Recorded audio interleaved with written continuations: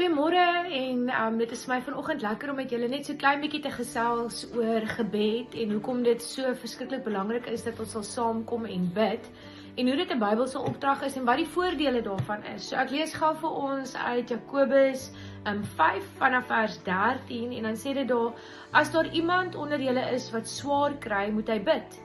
As daar iemand is wat opgeruimd is, moet hy lofliedere sing. As daar iemand van julle is wat siek is, moet hy die ouderlinge van die gemeente laat kom en hulle moet vir hom bid en hom met olie salf onder die aanroeping van die naam van die Here. En as hulle gelowig bid, sal dit vir die sieke genesing bring.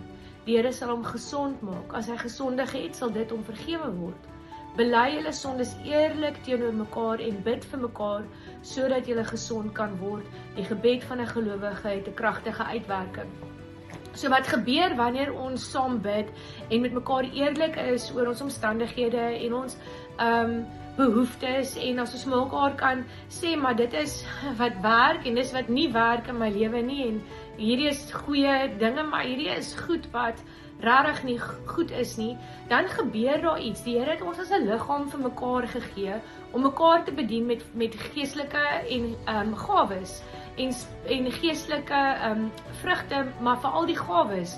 My gawe is 'n sekere aard, Dankens is op 'n sekere aard. Almal het verskillende gawes en wanneer ons met mekaar eerlik is en praat oor ons behoeftes en saam voor die Here kom, dan is daar 'n werking van die Heilige Gees wat beteken dat mense word gesond, maar mense word vergewe van hulle sondes. Met ander woorde, ons kan vrykom van dinge. Ons kan gesond word van goed, fisies en emosioneel, in ons harte, in ons binneste mens, ons innerlike wese.